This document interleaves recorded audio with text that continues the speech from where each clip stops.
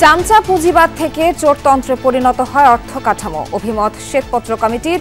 স্থিতিশীলতা না এলে করা যাবে না দীর্ঘমেয়াদী সংস্কার, বললেন ডক্টর দেবপ্রিয়। যে তিনটি নির্বাচন হয়েছে, এই তিনটি নির্বাচন এইটা বিষবৃক্ষ সৃষ্টি করেছে এই চোরতন্ত্র। 15 আগস্ট শোক দিবসের ছুটি ঘোষণা করে দেয়া হাইকোর্টের রায় স্থগিত। জয় বাংলা জাতীয় স্লোগানের আদেশ বাতিল চায় রাষ্ট্রপক্ষ। চট্টগ্রামে আইনজীবী সাইফুল হত্যা মামলায় আটক 9 জন আদালতে। সুনির্দিষ্ট তথ্যের ভিত্তিতে গ্রেফতার দেখাতে চায় পুলিশ। 21 আগস্টের মামলা পুনঃতদন্তের আবেদন হলে সহযোগিতা করবে বিএনপি। আরও 4টি মামলায় ন্যায় বিচার পেলে দেশে ফিরবেন তারেক রহমান। ধর্মভিত্তিক কোনো দলের লোক করতে পারে এবং উগ্রবাদী কোনো সংগঠন এটি করতে পারে এবং এর মধ্যে আমাদের কোনো একটি প্রতিবেশী দেশও জড়িত থাকতে পারে। গণ অভ্যুত্থানের 4 মাস পরেও চালু করা যায়নি ক্ষতিগ্রস্ত নারায়ণগঞ্জ পাসপোর্ট অফিস। যেতে হচ্ছে পাশের জেলায়। দ্রুত সংস্কারের দাবি স্থানীয়দের। আমাদের অনেক দূরত্ব যাইতে হয়, শত শত মানুষ এসে ফেরত যাচ্ছে, বিভিন্ন জায়গায় হয়রানির শিকার হয়, টাকা পয়সা যায়।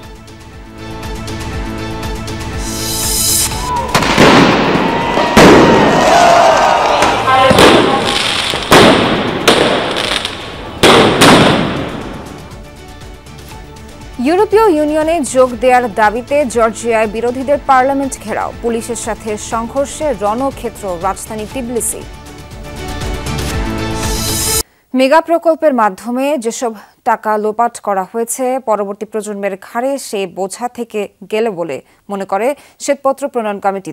দেশের অর্থনৈতিক ও রাজনৈতিক স্থিতিশীলতা নিশ্চিত করা না গেলে দীর্ঘমেয়াদী সংস্কার কার্যক্রম করা যাবে না। সকালে এনইসিতে শ্বেতপত্র প্রণয়ন কমিটির সংবাদ সম্মেলনে এসব কথা বলেন কমিটির সদস্যরা। কমিটির প্রধান ডক্টর দেবপ্রিয় ভট্টাচার্য বলেন, বিগত সরকারের আমলে চামচা পুঁজিবাদ থেকে চোরতন্ত্রে পরিণত হয়েছিল পুরো কাঠামো। আর এর উৎস ছিল 2018 এর নির্বাচন। পরবর্তী সময়ে যে ভোট হয়েছে সেখানেও স্বচ্ছতার জায়গা নষ্ট করে দেয়া হয়। বর্তমান সরকারকে আগামী 2 বছরের কর্মপরিকল্পনা তৈরির পরামর্শ দেন তিনি। কমিটির অন্যান্য সদস্যরা বলেন, কিভাবে বিভিন্ন ব্যক্তি, গোষ্ঠী বা খাতকে করছাড় দেয়া হয়েছে তার কোনো সঠিক কাঠামো নেই। অভিবাসনের জন্য মানুষের কাছ থেকে অতিরিক্ত টাকা নেওয়া হয়, এভাবেও অর্থ পাচার করা হয়। 2018 নির্বাচনের পরের নির্বাচন কত হলো? 2024-এ শেষ। যে তিনটি নির্বাচন হয়েছে, এই তিনটি নির্বাচন এইটা বিষবৃক্ষ সৃষ্টি করেছে এই চোরতন্ত্রের। এবং এর ভিতর দিয়ে আমার দেশের ভিতরে যে মৌলিক গণতান্ত্রিক অধিকারগুলো ছিল, যে জবাবদিহিতার জায়গা ছিল, সেই জায়গাগুলো নিশ্চিহ্ন হয়ে গেছে। 2018 সালে 15 আগস্টে জাতীয় শোক দিবসের ছুটি ঘোষণা করে হাইকোর্টের দেয়া রায় স্থগিত করেছেন আপিল বিভাগ। রোববার প্রধান বিচারপতি সৈয়দ রেফাত আহমেদের নেতৃত্বাধীন আপিল বিভাগ এই আদেশ দেন। এছাড়া জয় বাংলাকে জাতীয় স্লোগান ঘোষণার রায় বাতিল চেয়ে আবেদন করেছে রাষ্ট্রপক্ষ। রোববার এর শুনানির দিন ধার্য হয়েছে। 2009 সালে 15 আগস্টকে জাতীয় শোক দিবস ঘোষণা করে হাইকোর্ট, যা এতদিন পালিত হয়ে আসছিল। তবে চলতি বছর এটি পালন না করে স্থগিত করা হয়। এখন পুরো রায়টি স্থগিত চায় রাষ্ট্রপক্ষ। সদ্য বিদায়ী শেখ হাসিনা সরকার 2008 সাল থেকে 15 আগস্ট জাতীয় শোক দিবস হিসেবে পালন করে আসছিল। তবে গত 5 আগস্ট শেখ হাসিনার পদত্যাগ ও দেশ ত্যাগের পর ডক্টর মোহাম্মদ ইউনূসের নেতৃত্বে গঠিত হয় অন্তর্বর্তীকালীন সরকার। এরপর 13 আগস্ট এ বছরের ছুটিটি বাতিল করে প্রজ্ঞাপন জারি করা হয়। 1996 সালেও আওয়ামী লীগ ক্ষমতায় আসার পর দিনটিকে জাতীয় শোক দিবস হিসেবে পালন করে। পরে বিএনপি নেতৃত্বাধীন জোট ক্ষমতায় এসে 2002 সালে জাতীয় শোক দিবস পালনের সিদ্ধান্ত বাতিল করে। 6 বছর পর হাইকোর্টের আদেশের পরিপ্রেক্ষিতে 2008 সালে 15 আগস্টকে জাতীয় শোক দিবস হিসেবে পুনর্বহাল করে।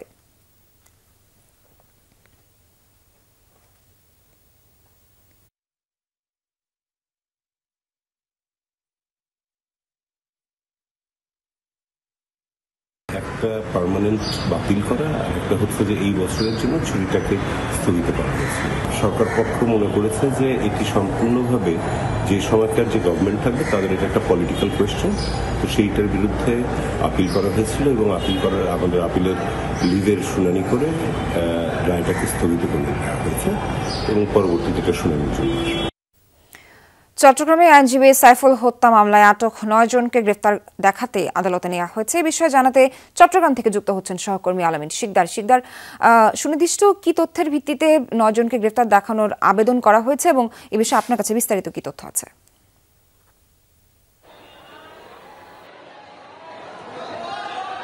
এখন যে 9 জনকে গ্রেফতারের জন্য আবেদন করেছে পুলিশ, এই 9 জন কিন্তু এর আগেই পুলিশের হাতে গ্রেফতার হয়েছিল এবং তারা যে বিষয়টি বলছেন যে এই 9 জন এই যে আইনজীবী সাইফুল ইসলাম আলিফ তার হত্যাকাণ্ডের সাথে সরাসরি জড়িত এবং সেই কিভাবে হত্যাকাণ্ড ঘটেছে, কিভাবে ঘটিয়েছে, তারা কিভাবে অংশগ্রহণ করেছে, প্রতিটি বিষয়গুলোই কিন্তু তারা তাদের তদন্তে প্রমাণিত হওয়ার পর এই যে 9 জন, সেই 9 জনকে আজকে আদালতে নিয়ে এসেছে এবং এরপর তাদেরকে আইনজীবী সাইফুল ইসলাম আলিফের যে হত্যা মামলা করা হয়েছে সেই মামলায় গ্রেফতার দেখানোর একটি আবেদন করেছে পুলিশ।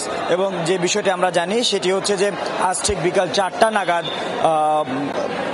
চট্টগ্রাম দায়রা জজ আদালতের যিনি বিচারক রয়েছেন কাজী শরীফুল ইসলাম, তার আদালতেই কিন্তু এটার একটি শুনানি হবে।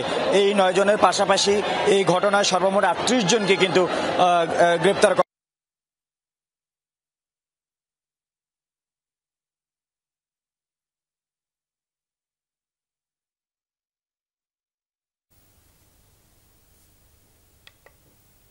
দর্শক, চট্টগ্রাম থেকে বিস্তারিত জানাচ্ছিলেন আমাদের সঙ্গে আলামিন শিকদার যুক্ত ছিলেন। বাড়ি বাড়ি গিয়ে ভোটার হালনাগাদ কার্যক্রম শুরু হবে আগামী বছর মার্চের পর। নবগঠিত নির্বাচন কমিশনের প্রথম বৈঠক শেষে এই কথা জানান নির্বাচন কমিশনার আবুল ফজল সানাউল্লাহ। এর আগে আগারগাঁও নির্বাচন কমিশন সচিবালয়ের সিইসির সভাকক্ষে বেলা 11টায় বৈঠকটি শুরু হয়। 14তম নির্বাচন কমিশনের প্রথম এ সভায় সভাপতিত্ব করেন সিইসি এএমএম নাসির উদ্দিন। সভায় 4 জন নির্বাচন কমিশনার, ইসি সচিব ও অতিরিক্ত সচিব সহ নির্বাচন কমিশনের ঊর্ধ্বতন কর্মকর্তারা উপস্থিত ছিলেন। সভায় ভোটার তালিকা হালনাগাদ কর্মসূচি, জাতীয় সংসদের সীমানা নির্ধারণ বিষয়েও সিদ্ধান্ত নেওয়া হয়।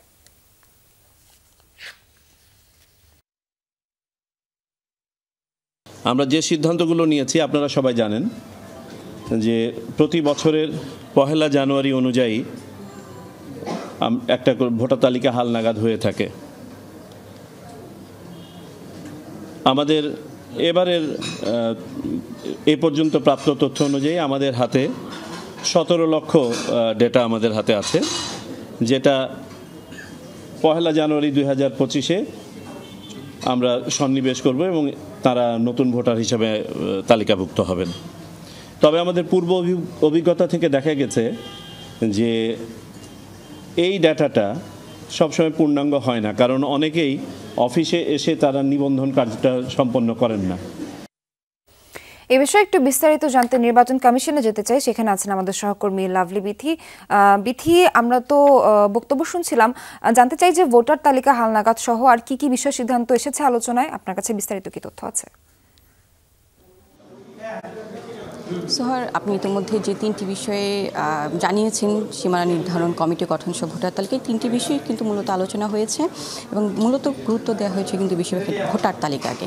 তার কারণ হচ্ছে যে একটি সিদ্ধান্ত হয়েছে যে বাড়ি বাড়ি গিয়ে ভোটার তালিকা হালনাগাদ করার জন্য, এবং এটি নির্বাচন কমিশনের নির্বাচন সংক্রান্ত রেগুলার একটি বিষয়। এবং এবার হচ্ছে জানুয়ারি থেকে শুরু না হয় মার্চের পর হচ্ছে, তার কারণ বিগত সরকার 2022 সালে যে 3 বছর মেয়াদি ভোটার তালিকা হালনাগাদ কার্যক্রম নিয়েছিল, সেটির মেয়াদ কিন্তু এই যে 2025-এর 2 মার্চ যে চূড়ান্ত ভোটার তালিকা হালনাগাদ কার্যক্রম প্রকাশ করা হবে তালিকা, তার মধ্যে দিয়ে কিন্তু শেষ হবে। যদিও নির্বাচন কমিশনার কিন্তু জানিয়েছেন যে হিসেব অনুযায়ী 13 লাখ ছিল নতুন ভোটার, কিন্তু যাচাই বাছাই করে আরও 4 লাখ অর্থাৎ 17 লাখ নতুন ভোটার পাওয়া গেছে, কিন্তু এই সংখ্যাটা কিন্তু আরও বাড়ার কথা। এখনও প্রায় 27 থেকে 28 লাখ ভোটার কিন্তু নতুন ভোটার যারা ভোট দেওয়ার যোগ্য হবে, তারা কিন্তু আওতায় আসেনি। সেই কারণে হচ্ছে যে আগের যেই তালিকা আছে সেটি আরও যাচাই বাছাই করে খতিয়ে দেখা হবে কোনো দ্বৈত ভোটার আছে কিনা, যারা মারা গেছেন তারা এখনও ভোটার হিসেবে আছেন কিনা, সেই বিষয়গুলো কিন্তু খতিয়ে দেখে তারপর হচ্ছে 2025-এর 2 মার্চ একটি তালিকা প্রকাশ করা হবে এবং তারপর 2026-এর জন্য নতুন ভোটার তালিকা হালনাগাদ কার্যক্রম শুরু করা হবে।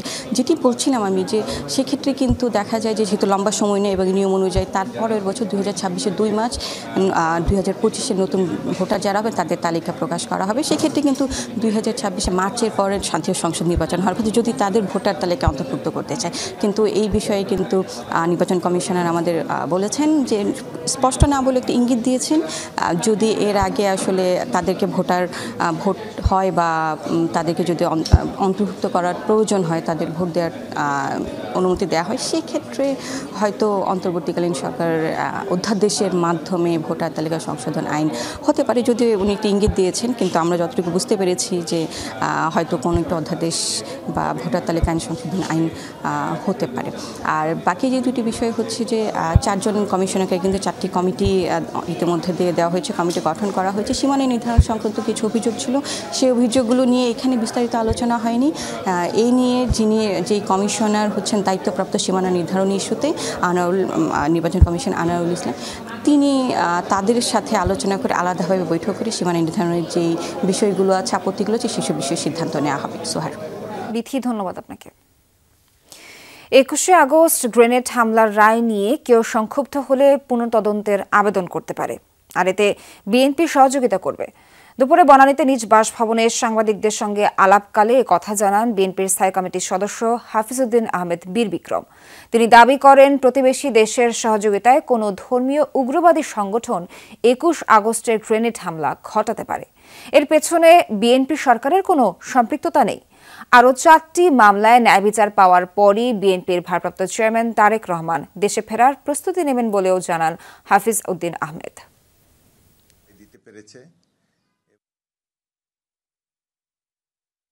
কোনো সংক্ষুব্ধ ব্যক্তি যদি আবেদন করে তাহলে বিচার বিভাগ নিশ্চয়ই এ ব্যাপারে আরও তদন্ত করে দেখবে। ঘটনা তো ঘটেছে, কারা ঘটিয়েছে সম্ভবত কোনো ধর্মভিত্তিক কোনো দলের লোক করতে পারে এবং উগ্রবাদী কোনো সংগঠন এটি করতে পারে এবং এর মধ্যে আমাদের কোনো একটি প্রতিবেশী দেশও জড়িত থাকতে পারে। একটি উগ্র গোষ্ঠী চট্টগ্রামে আইনজীবী হত্যা করে দেশকে শ্মশানে পরিণত করতে চেয়েছিল, তবে দায়িত্বশীল মুসলমানরা ধৈর্য ধরে তাদের পাতানো ফাঁদে পা দেয়নি, এমনটাই বলেছেন জামায়াত ইসলামের আমির ডক্টর শফিকুর রহমান। সকালে ঝালকাঠি শহরে অনুষ্ঠিত সমাবেশে তিনি আরও বলেন, দেশের মানুষরা সহনশীলতার পরিচয় দেয়ায় পরিস্থিতি শান্ত হয়েছে। জানান, ভবিষ্যতে জামায়াত এমন একটি রাষ্ট্র চায় যেখানে ধর্মীয় সম্প্রীতি বজায় থাকবে, কাউকে কোনো ধর্মীয় উপাসনা আর পাহারা দিতে হবে না। জামায়াত ক্ষমতায় গেলে এমন রাষ্ট্রই বিনির্মিত হবে যেখানে সবাইকেই তার অধিকার সম্মানের সাথে দেয়া হবে।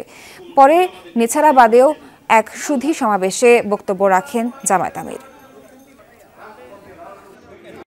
একজন আইনজীবীকে কিছু উগ্র গোষ্ঠী হত্যা করলো, তারা চেয়েছিল এর মাধ্যমে বাংলাদেশকে তপ্ত একটা শ্মশানে পরিণত করবে। ফুটতে থাকবে বাংলাদেশ, জ্বলতে থাকবে বাংলাদেশ, ভুলে খেলা হবে রক্তে। কিন্তু আলহামদুলিল্লাহ এদেশের দায়িত্বশীল মানুষ, বিশেষ করে মুসলমানরা, শত্রুদের পাতানো ফাঁদে পা দেয় নাই। ডেঙ্গু প্রতিরোধে কোনো গাফিলতি সহ্য করা হবে না বলে জানিয়েছেন স্বাস্থ্য অধিদপ্তরের মহাপরিচালক ডক্টর আবু জাফর। ডেঙ্গু পরিস্থিতি নিয়ে এক ব্রিফিংয়ে জানানো হয়, এবারও ঢাকার 2 সিটি কর্পোরেশনে 20 থেকে 40 বছর বয়সীদের মৃত্যু বেশি হয়েছে। সকালে মহাখালীর স্বাস্থ্য ভবনে ডেঙ্গু পরিস্থিতি নিয়ে প্রেস ব্রিফিংয়ে জানানো হয়, ঢাকার বহুতল ভবনে সবচেয়ে বেশি এডিসের লার্ভা পাওয়া গেছে। সঠিক সময়ে হাসপাতালে না যাওয়াও মৃত্যু হচ্ছে বেশি। সচেতনতা বাড়াতে প্রচারণা আরও জোরদার করা দরকার বলে জানান অধিদপ্তরের মহাপরিচালক। বলেন, চলতি বছর এখন পর্যন্ত 67 জন চিকুনগুনিয়া এবং 11 জন জিকা ভাইরাসে আক্রান্ত হয়েছে। জুলাই, আগস্ট, সেপ্টেম্বর, অক্টোবর এই 4টা মাসের মধ্যে আমরা যদি আপনারা যদি সেপ্টেম্বর মাসটা দেখেন, যদি দেখেন জুলাই, আগস্ট, সেপ্টেম্বর, অক্টোবর এই 4টা মাসের মধ্যে আমরা যদি আপনারা যদি ওয়ার্ল্ডের বিভিন্ন জায়গার তুলনায় আমাদের দেশে মৃত্যুর হার বেশি। সে বিষয়টা কেন, সে বিষয়গুলো আপনাদের কাছে আমরা সুস্পষ্টভাবে তুলে ধরতে চাই, যাতে মানুষের মধ্যে সচেতনতা বাড়ে, মানুষরা তাড়াতাড়ি হাসপাতালে আসে এবং চিকিৎসা নেয়, এবং এই চিকিৎসা সময় মতো নিলে যে মৃত্যুর হার কমানো সম্ভব। দুর্ভোগের অপর নাম হয়ে দাঁড়িয়েছে কমলাপুর মুগদা সড়ক। খানাখন্দে ভরা সড়কে যানবাহনের ধীরগতির কারণে হয় তীব্র যানজট, ঘটে নানা দুর্ঘটনা। পরিস্থিতি এতটাই খারাপ যে ভাড়ায় চালিত যানবাহন যেতে রাজি হয় না এই সড়কে। এলাকাবাসীর অভিযোগ, সিটি কর্পোরেশনের উদাসীনতার কারণেই দুর্ভোগ পোহাতে হচ্ছে তাদের। আরো জানাচ্ছেন ভাস্কর ভাদুরী, ক্যামেরায় ছিলেন রাকিবুল ইসলাম।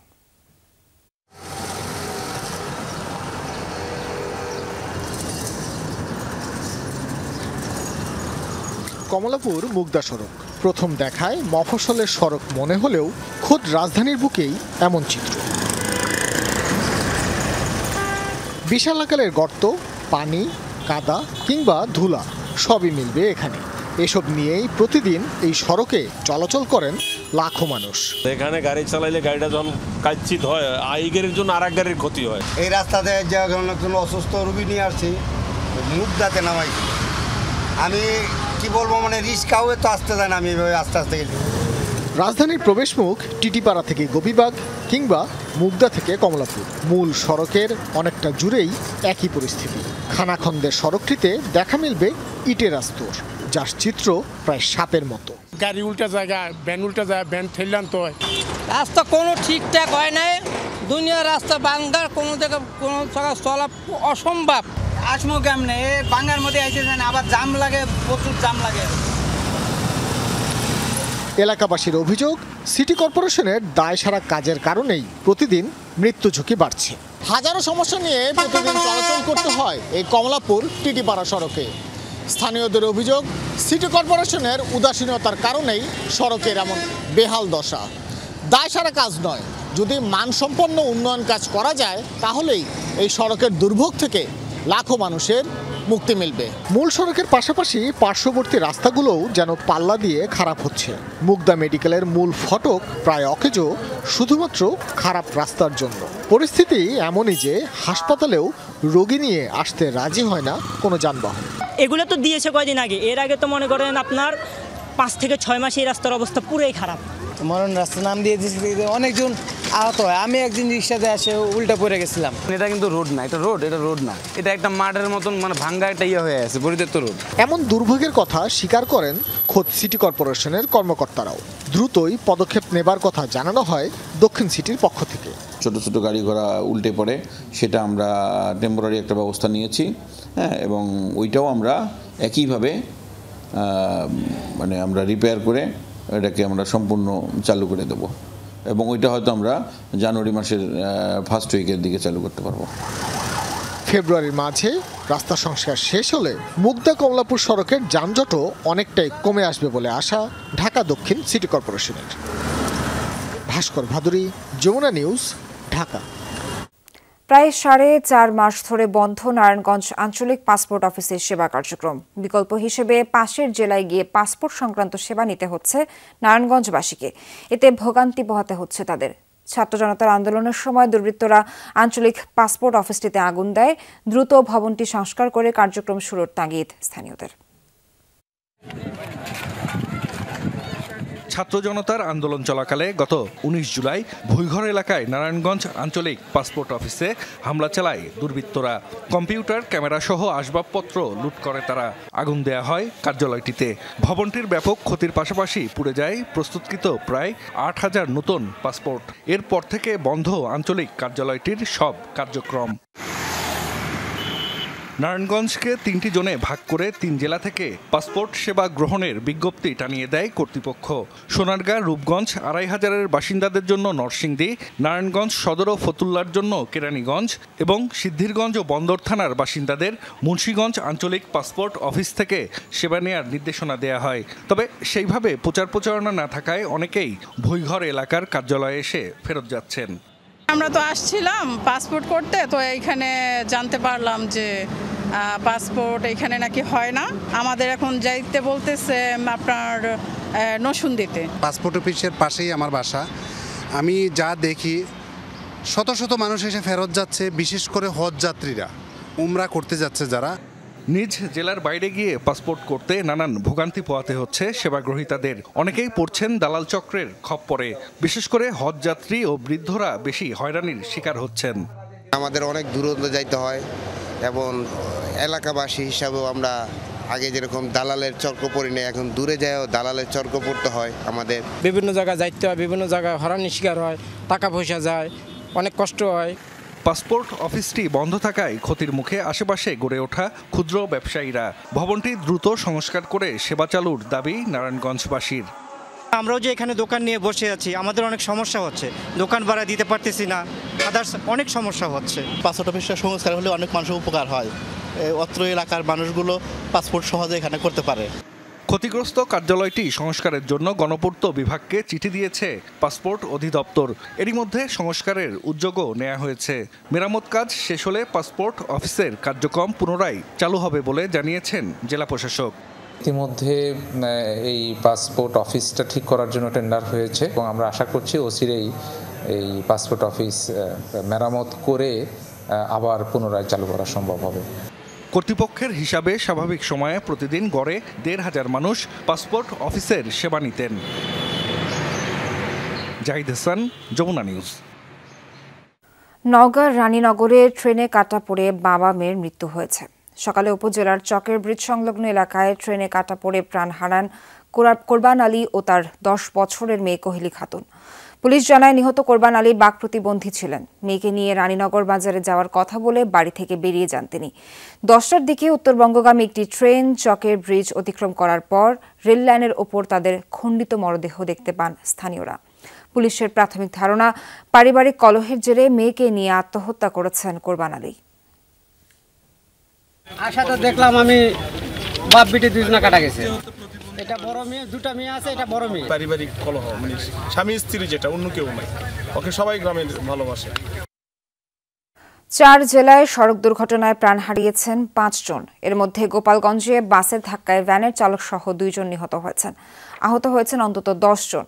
সকালে ঢাকা খুলনা মহাসড়কের গোপীনাথপুর শরীফপাড়া বাসস্ট্যান্ডে দুর্ঘটনা ঘটে। পুলিশ জানায়, খুলনা থেকে ছেড়ে আসা ঢাকামুখী সোহাগ পরিবহনের একটি বাস পেছন থেকে সজোরে ধাক্কা দেয় বাসস্ট্যান্ডে দাঁড়ানো আরেকটি লোকাল বাসকে। এ সময় সামনে থাকা একটি ভ্যানকে ধাক্কা দেয় লোকাল বাসটি। ঘটনাস্থলেই মারা যান বাস ও ভ্যানের চালক। আহত হন অন্তত ১০ যাত্রী। এছাড়া নীলফামারী, ঝিনাইদহ ও গাজীপুরের শ্রীপুরে সড়কে প্রাণ গেছে আরও ৩ জনের।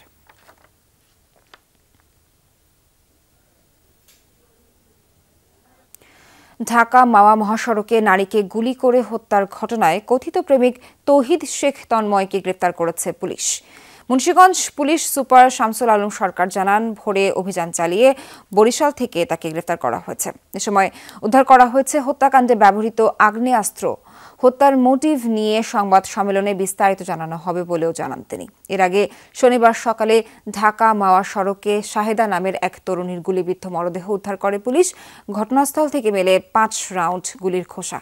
নিহত শাহেদা ঢাকার ওয়ারিতে পরিবারের সাথে বাস ও একজন গৃহকর্মী হিসেবে কাজ করতেন। এ ঘটনায় রোববার নিহতের মা জরিনা বেগম বাদী হয়ে একটি হত্যা মামলা দায়ের করেন। সারা দেশে জেলা প্রশাসকের কার্যালয়ে অবস্থান ও স্মারকলিপি পেশ করেছে মাওলানা সাদ কান্ধলভির অনুসারীরা। সকালে সিলেট, রাজশাহী, কক্সবাজার, রাজবাড়ী সহ দেশের বিভিন্ন স্থানে জমায়েত হয় সাদ অনুসারীর। পরে জেলা প্রশাসকের কার্যালয়ের সামনে অবস্থান নেয় তারা। বলেন, মাওলানা সাদ কান্ধলভি বিশ্বের বহু দেশে ধর্মের দাওয়াত দিলেও বেশ কিছু বছর ধরে বাংলাদেশে আসতে বাধা দেয়া হচ্ছে। তাই বিশ্ব ইজতেমায় সাদ কান্ধলভিকে আসার অনুমতি দেওয়ার দাবি জানান তারা। পরে জেলা প্রশাসকের মাধ্যমে প্রধান উপদেষ্টা বরাবর স্মারকলিপি জমা দেন অনুসারীরা। যখন উনি আসেন, বিশেষ করে বিশ্ব আমির, তাম দুনিয়ার মাসাইল এখানে পরামর্শ হয়। তো এই নিয়ামত থেকে আমরা গত 7 বছর যাবৎ বঞ্চিত হয়ে যাচ্ছি। সাদ সাহেব দামাত বারাকাতুহু আলিয়া, উনি এরকমভাবে বাংলাদেশে আসবে, আমাদের ইজতেমাতে শরিক হবে। এই জন্য আমরা রীতিমতো স্মারকলিপি দেওয়ার জন্য আসছি। জুলাই আগস্ট গণহত্যাকে পুঁজি করে কেউ যেন মামলা বাণিজ্য করতে না পারে, সেজন্য পুলিশের পাশাপাশি ডিসিদের সমন্বয় কমিটি গঠন করা হয়েছে। এমনটাই জানিয়েছেন স্বরাষ্ট্র উপদেষ্টা লেফটেন্যান্ট জেনারেল অবসরপ্রাপ্ত জাহাঙ্গীর আলম। সকালে রংপুরের পীরগঞ্জে ছাত্র আন্দোলনের নিহত আবু সাইদের কবর জিয়ারত এবং পরিবারের খোঁজ খবর নেন তিনি। পরে উপদেষ্টা বলেন, কোনো মামলায় কাউকে হয়রানির জন্য জড়ানো হলে খবর পাওয়া মাত্র ব্যবস্থা নেওয়া হবে। ভারতের মিডিয়া বাংলাদেশ নিয়ে ব্যাপক অপপ্রচার চালাচ্ছে উল্লেখ করে প্রকৃত সত্য তুলে ধরতে গণমাধ্যম কর্মীদের প্রতি আহ্বান জানান স্বরাষ্ট্র উপদেষ্টা। এখানে কোনো অস্থিতিশীল পরিস্থিতি তৈরি হয় নাই।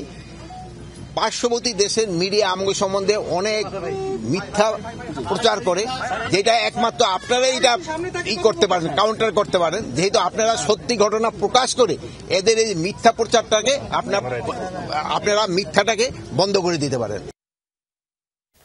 আগামী ৪৮ ঘন্টার মধ্যে আনুষ্ঠানিকভাবে তিতুমির কলেজকে বিশ্ববিদ্যালয়ে রূপান্তরের সম্ভাব্যতা যাচাই কমিটি ঘোষণার দাবি জানান শিক্ষার্থীরা। সকালে ক্যাম্পাসে সংবাদ সম্মেলন করে এসব কথা বলেন শিক্ষার্থীরা বলেন, কমিটি প্রকাশের পর ৩ কর্মদিবসের মধ্যে কলেজে এসে সরেজমিনে পরিদর্শন করার মাধ্যমে কাজ শুরু করতে হবে। কমিটি প্রকাশের ১৫ দিনের মধ্যে তিতুমির বিশ্ববিদ্যালয়ের সম্ভাব্যতা যাচাইয়ের বিষয়ে বিস্তারিত রিপোর্ট প্রদান করার দাবি। এই ৩ দফা দাবি মানা না হলে আবারও আন্দোলনে নামার হুঁশিয়ারি দেন শিক্ষার্থীরা।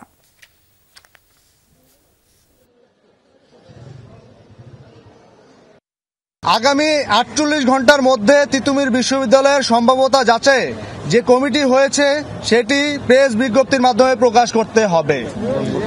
২, কমিটি প্রকাশের পর ৩ কর্মদিবসের মধ্যে তিতুমির কলেজে এসে সরেজমিনে পরিদর্শন করার মাধ্যমে কাজ শুরু করতে হবে।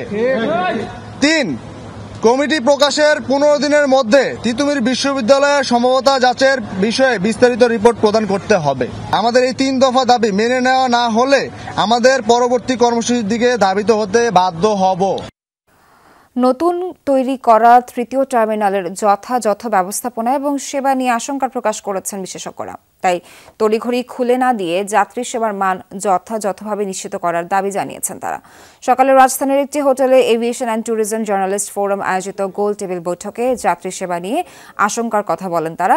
বিমানবন্দরের প্রবেশমুখ সহ আশপাশের এলাকার ট্রাফিক ব্যবস্থাপনার চিত্র তুলে ধরে বলা হয়, অপরিকল্পিত ভবন নির্মাণ, অপ্রয়োজনীয় জায়গা বরাদ্দ দেয়ায় যানজট সমস্যা আরও বাড়বে। নতুন টার্মিনালে গ্রাউন্ড হ্যান্ডলিং সেবা নিয়ে আশঙ্কার কথা জানিয়ে বলা হয়, প্রতিযোগিতা ভিত্তিক না হয়ে শুধুমাত্র রাষ্ট্রীয় উড়োজাহাজ সংস্থা বিমানকে দিয়ে যথাযথ সেবা নিশ্চিত করা যাবে না।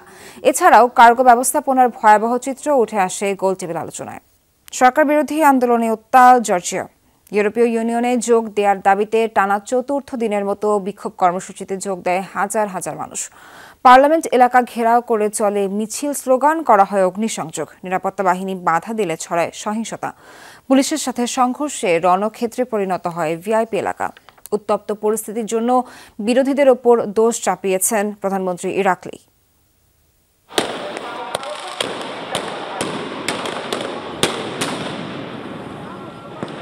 জর্জিয়ায় বিগত ৪ দিন ধরেই দেখা যাচ্ছে এমন দৃশ্য। রাজধানী তিবলিসির পার্লামেন্ট এলাকা ঘেরাও করে চলছে হাজার হাজার ইইউপন্থীর বিক্ষোভ। গত বৃহস্পতিবার ৪ বছরের জন্য ইউরোপীয় ইউনিয়নে যোগদানের আলোচনা স্থগিতের সিদ্ধান্ত জানায় ক্ষমতাসীন জর্জিয়ান ড্রিম পার্টি। ক্ষোভে ফেটে পড়েন ইইউপন্থীরা। পার্লামেন্ট ভবনের সামনে আতশবাজি ফুটিয়ে জানান প্রতিবাদ।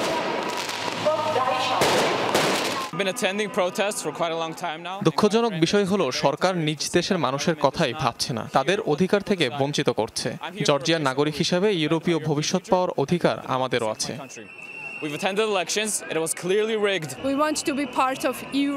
রাশিয়া নয়, ইউরোপের অংশ হতে চাই আমরা। জর্জিয়ার উন্নতি এবং নাগরিকদের জীবনমান উন্নয়নে এর বিকল্প কিছু নেই। নিজেদের ভবিষ্যতের সুরক্ষার জন্য জীবনের ঝুঁকি নিয়ে প্রতিবাদ করছি। বিক্ষোভকারীদের ছত্রভঙ্গে জলকামান ও কাঁদানে গ্যাস ছড়ে পুলিশ। বাধা উপেক্ষা করে এগিয়ে যেতে চাইলে ছড়িয়ে পড়ে সংঘর্ষ।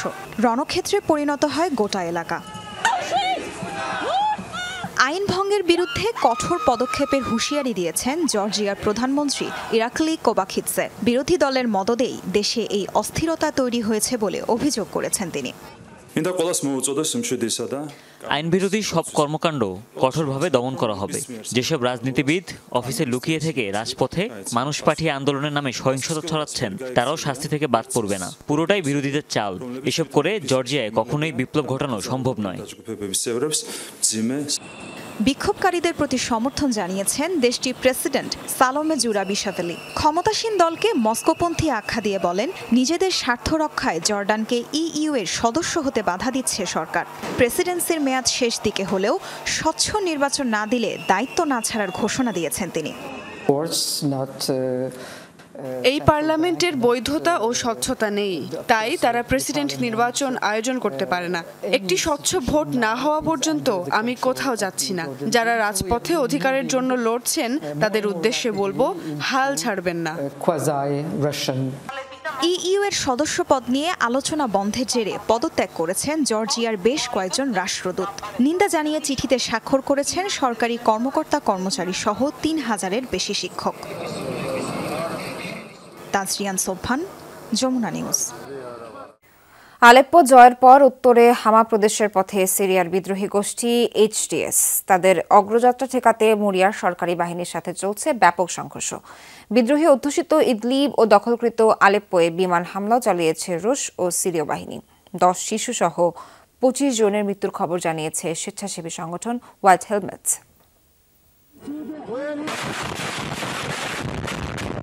আলেপ্পো হাতছাড়া হওয়ার পর বিদ্রোহীদের ঠেকাতে মরিয়া সিরিয়ার সেনাবাহিনী। রাশিয়ার সাথে যৌথভাবে বিমান হামলা চালিয়েছে আলেপ্পো এবং ইদলিবে। আসাদ প্রশাসনের দাবি, টার্গেট করা হয়েছে এইচটিএস গোষ্ঠীর ঘাঁটি ও অস্ত্রাগার। তবে রোববারের হামলায় শরণার্থী শিবিরও আক্রান্ত হয়েছে বলে জানিয়েছে মানবাধিকার সংস্থাগুলো। ব্যাপক প্রাণহানির কথাও জানিয়েছে। এরপরও অবশ্য থেমে নেই বিদ্রোহীরা। উত্তরে হামা প্রদেশে প্রবেশের চেষ্টা করছে তারা। তবে এবার তাদের যে কোনো মূল্যে প্রতিহতে তৎপর সেনাবাহিনী। উত্তরে সুরক্ষা বলয় তৈরিতে রকেট লঞ্চার সহ বিপুল অস্ত্রশস্ত্র নিয়ে প্রস্তুত বাশার আল আসাদের সেনারা। এটা আমাদের ভূমি, আমাদের সম্মান। যারা ভাড়াটে অথবা আইন বহির্ভূত কাজ করবে তাদের ঠেকানো হবে। যেখানে হামলা চালাবে সেখানেই মোকাবেলা করা হবে। 14 বছর ধরে তাদের প্রতিরোধ করছি। আমরাই এদেশের প্রতিরক্ষার বৈধ প্রতিনিধি, দেশের সেনাবাহিনী। সবকিছু আমাদের আয়ত্তে। 2011 সালে আরব বসন্তের ঢেউয়ে আন্দোলন ছড়িয়েছিল সিরিয়াতেও। গণবিক্ষোভে দমনপীড়ন চালিয়ে ক্ষমতায় টিকে যান বাশার আল আসাদ। কিন্তু বেঁধে যায় গৃহযুদ্ধ। 1 দশকে মৃত্যু হয় 5 লাখ মানুষের। ইরান রাশিয়ার সহায়তায় 2020 সালের দিকে সংঘাত নিয়ন্ত্রণে এলেও সম্প্রতি আবার মাথাচাড়া দিয়েছে বিদ্রোহীরা। বিশেষ করে গত শনিবার এইচটিএস গোষ্ঠী কৌশলগত গুরুত্বপূর্ণ আলেপ্পোর দখল নেয়ায় নতুন মোড় নিয়েছে দেশটির গৃহযুদ্ধ। Dorothy Tasrin, Jamuna news.